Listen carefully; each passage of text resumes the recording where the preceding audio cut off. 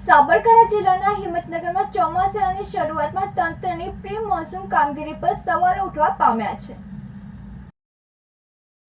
હિંમતનગરની બ્રહ્માણીનગર, મોતીપુરા સહિતના વિસ્તારોમાં વરસાદી પાણી ભરાયા છે। સામાન્ય વરસાદમાં રહેણાંક વિસ્તાર સહિત સોસાયટીઓમાં પાણી ભરાતા લોકોને ભારે હાલાકીનો સામનો કરવો પડી રહ્યો છે। નીચાણવાળા વિસ્તારમાં વરસાદી પાણી ભરાતા શાળાએ જતા બાળકોને પણ હાલાકી ભોગવવી પડી રહી છે। પાણીના નિકાલ અર્થે સ્થાનિકોની રજૂઆત છતાં સ્થાનિક તંત્ર નિષ્ફળ રહ્યું છે।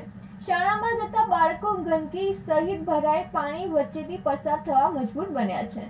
શહેરની સરકારી પ્રાથમિક શાળા નજીક પણ વરસાદી પાણી ભરાયા છે, જેને લઈ વિદ્યાર્થીઓ સહિત અવરજવર કરતા લોકોને પણ હાલાકી ભોગવવી પડી રહી છે। તંત્ર દ્વારા પાણીની નિકાલ કરી કાયમ માટે પાણી ભરાવાની સમસ્યાનો હલ કરવો જોઈએ।